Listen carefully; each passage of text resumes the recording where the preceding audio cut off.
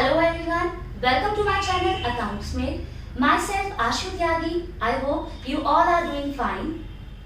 आज जो टॉपिक मैं आपके साथ कवर करने वाली हूँ that is rules of debit and credit for class 11th। तो आज हम सीखेंगे कि ट्रांजैक्शन में जो दो अकाउंट अफेक्ट होते हैं उन्हें कब डेबिट और कब क्रेडिट करना है।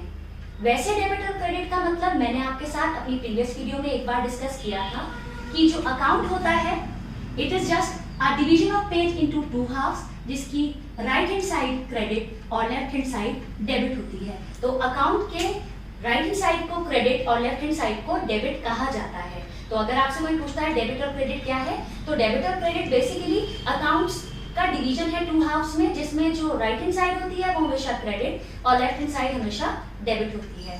बट आज इस लेक्चर में हम कवर करने वाले हैं ट्रांजैक्शंस के जो इम्पैक्ट हैं, जो अकाउंट वो अफेक्ट कर रहे हैं, वो कब डेबिट और कब क्रेडिट होंगे।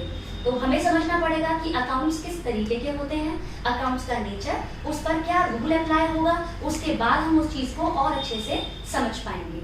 मैंने अपनी प्रीवियस वीडियोस में स्पेशली अकाउंटिंग के क्वेश्चन में जब आपको ट्रांजैक्शंस बताई थी तो इम्पैक्ट बताते टाइम मैंने आपको बताया था कि ये दो अकाउंट अफेक्ट करती हैं, और वो जैसे मैंने बोला था कि अगर ओनर कैश इंट्रोड्यूस करता है तो कैश अकाउंट और कैपिटल अकाउंट पर अफेक्ट पड़ता है। ऐसे ही मैंने आपको हर ट्रांजैक्शन के अकाउंट अफेक्ट बताए थे।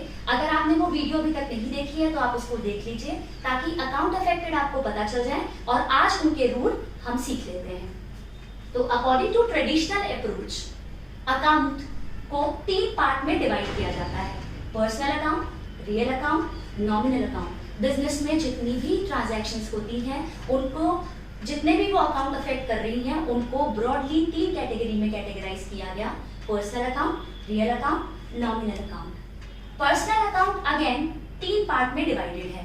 नेचुरल पर्सनल अकाउंट मतलब अगर पर्सनल, बेसिकली पर्सनल अकाउंट को अगर हम देखें, एक्चुअल का पर्सन अगर बिजनेस से कोई ट्रांजैक्शन करता है तो वो जो अकाउंट अफेक्ट कर रहा है उसको पर्सनल अकाउंट बोलते हैं। जैसे ओनर बिजनेस में कैश इंट्रोड्यूस करता है तो कैपिटल कहा जाता है उसे, और ये कैपिटल अकाउंट कैसा अकाउंट है, natural personal account. Owner business से कैश इंट्रोड्यूस कर रहा है तो कैपिटल अकाउंट। अगर ओनर बिजनेस में कैश विड्रॉ करे फॉर पर्सनल यूज तो उसे ड्रॉइंग्स अकाउंट कहा जाता है, और ड्रॉइंग भी अगेन एक पर्सन को बता रही है, तो ड्रॉइंग्स अकाउंट भी कैसा अकाउंट है, पर्सनल अकाउंट। इसके बाद डेटर्स अकाउंट और क्रेडिटर्स अकाउंट को भी नेचुरल पर्सन कहा जाएगा, जो आपकी बिजनेस ऑर्गेनाइजेशन के साथ डायरेक्टली डील करते हैं, खुद से कॉन्ट्रैक्ट में एंटर होने के लिए आते हैं। तो अगर आपसे कोई पूछता है बिजनेस में राम का अकाउंट जो डेटर है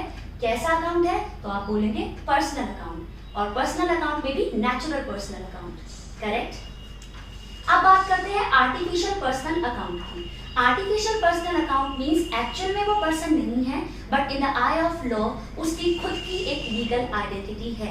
जैसे बैंक, कंपनी या कोई भी गवर्नमेंट अथॉरिटी, कोई भी म्युनिसिपल कॉर्पोरेशन इसके अंदर आ जाएगी। तो अगर आपसे कोई पूछता है बैंक कैसा अकाउंट है, तो बैंक पर्सनल अकाउंट है, ऑल्दो वो नेचुरल पर्सन नहीं है लेकिन in the I of law उसकी एक आइडेंटिटी है, तो उसे आर्टिफिशियल लीगल पर्सन कहा जाता है, करेक्ट। अब बात करते हैं रिप्रेजेंटेटिव पर्सनल अकाउंट की। ऐसे अकाउंट जो एक्चुअल में पर्सन नहीं है लेकिन वो किसी पर्सन को रिप्रेजेंट कर रहे हैं। लाइक अगर सिंपल रेंट बोला जाता तो ये तो खर्चा है, लेकिन अगर मैं रेंट के आगे वर्ड यूज कर दूं आउटस्टैंडिंग रेंट, तो ये किसी पर्सन के अगेंस्ट लायबिलिटी शो करने लग जाएगा। आउटस्टैंडिंग का मतलब होता है कोई भी खर्चा ड्यू लेकिन मैंने पे नहीं किया।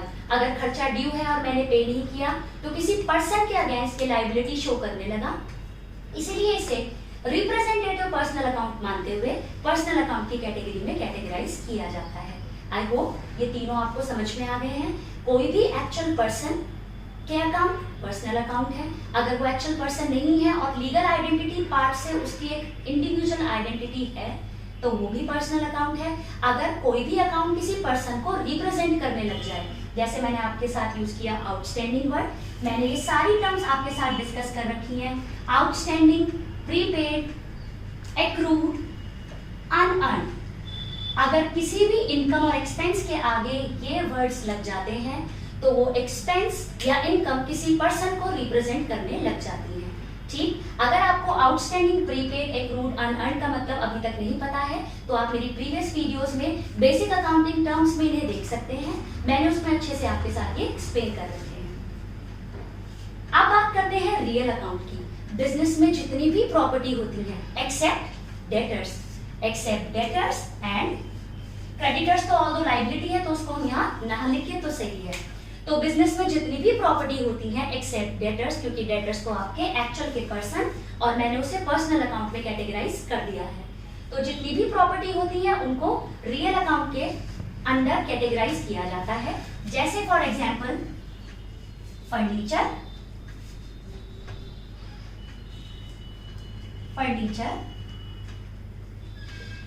Machinery, cash etcetera. करेक्ट। तो यहाँ एक चीज और अच्छे से समझ में आनी चाहिए आपको कि कैश क्योंकि वो असेट है, वो मेरी प्रॉपर्टी है, तो वो है real account. But bank real account नहीं है, बैंक है पर्सनल अकाउंट, क्योंकि बैंक की इंडिविजुअल आइडेंटिटी है in court of law. Correct, क्योंकि वो एक आर्टिफिशियल लीगल पर्सन की कैटेगरी में कैटेगराइज करते हुए मैंने उसे कहाँ लिखा, पर्सनल अकाउंट। कई बार क्वेश्चन आ जाता है अंडर ट्रेडिशनल अप्रोच बताइए कैश कैसा अकाउंट है और बैंक कैसा अकाउंट है। So the answer to this question is cash real account है and bank is your personal account. ठीक, तो अब क्विकली रिवाइज करते हैं कि हमने क्या पढ़ा। तो पर्सनल अकाउंट में हमने कैटेगराइज किया एक्चुअल के पर्सन्स को। ठीक, जो भी अकाउंट अफेक्टेड है पर्सन से रिलेटेड, जैसे capital accounts, drawings account, debtor account, creditors account, तो वो नेचुरल पर्सनल अकाउंट की कैटेगरी में कैटेगराइज हो गए। एट द सेम टाइम जो एक्चुअल के पर्सन नहीं है लेकिन लीगल आइडेंटिटी में उनकी एक खुद की आइडेंटिटी है, मतलब आर्टिफिशियल लीगल पर्सन्स जैसे बैंक, कंपनी, कोई भी म्युनिसिपल कॉर्पोरेशन, तो ऐसे अकाउंट्स को भी पर्सनल अकाउंट की कैटेगरी में आर्टिफिशियल लीगल पर्सन्स में डाला जाता है। रिप्रेजेंटेटिव पर्सनल अकाउंट किसी भी खर्चे और एक्सपेंस के आगे अगर outstanding, prepaid, accrued, unearned word use किए गए तो उसे रिप्रेजेंटेटिव पर्सनल अकाउंट माना गया। ठीक, रियल अकाउंट में आपने सारे असेट्स को इंक्लूड किया एक्सेप्ट डेटर्स, क्योंकि डेटर्स एक्चुअल के पर्सन हैं और वो मैंने पर्सनल अकाउंट में कैटेगराइज कर दिया। विद दैट मैंने आपके साथ एक और चीज समझाई कि जो कैश है वो आपका असेट है, इसलिए आप उसे रियल अकाउंट में लिखते हो। बट बैंक आपका असेट नहीं है, ऑल्दो वो असेट है लेकिन बैंक की इंडिविजुअल एक आइडेंटिटी भी होती है, तो उसको प्रायोरिटी देते हुए बैंक को आर्टिफिशियल लीगल पर्सन की कैटेगरी में कैटेगराइज किया जाता है और बैंक पर्सनल अकाउंट है। ठीक, जितने भी खर्चे, इनकम, लॉसेस, प्रॉफिट हैं उन सबको आपको नॉमिनल अकाउंट में कैटेगराइज करना है। ठीक, जैसे अगर एग्जांपल से इसको समझे, रेंट कैसा अकाउंट है, नॉमिनल अकाउंट, लेकिन आउटस्टैंडिंग रेंट कैसा अकाउंट है, पर्सनल अकाउंट, क्योंकि उसने किसी भी एक्सपेंस के आगे आउटस्टैंडिंग वर्ड लग गया तो उसने किसी पर्सन को रिप्रेजेंट किया। करेक्ट, होपफुली आपको ये समझ में आए हैं। एक एग्जांपल से और समझ लेते हैं। कमीशन रिसीव्ड कैसा अकाउंट है, नॉमिनल अकाउंट, लेकिन अगर एक्रूड कमीशन है मतलब ड्यू बट नॉट रिसीव्ड तो वो कैसा अकाउंट है, पर्सनल अकाउंट। मशीनरी कैसा अकाउंट है, रियल अकाउंट। राम अ डेटर कैसा अकाउंट है, पर्सनल अकाउंट। आई होप आपको अकाउंट्स समझ में आए होंगे। अब अकाउंट्स का रूल देख लेते हैं। पर्सनल अकाउंट का रूल है debit the receiver, credit the giver. अगर ऑर्गेनाइजेशन से ये कुछ रिसीव करते हैं तो इन्हें किया जाता है डेबिट, अगर ऑर्गेनाइजेशन को या बिजनेस को ये कुछ देते हैं तो ये इन्हें किया जाता है क्रेडिट। रियल अकाउंट, अगर what comes in debit, what goes out credit, अगर ये ऑर्गेनाइजेशन में लाए जाते हैं, क्योंकि ये इंडिविजुअल एक पर्सन तो है नहीं, ये बिजनेस में या तो लाए जाएंगे या ले जाए जाएंगे। अगर ये ऑर्गेनाइजेशन में आते हैं तो डेबिट होंगे, अगर ये बिजनेस से जाते हैं तो क्रेडिट होंगे। नॉमिनल अकाउंट में सारे एक्सपेंसेस और लॉसेस आते हैं और इसका गोल्डन रूल क्या है, debit all expenses and losses, credit all income and gains.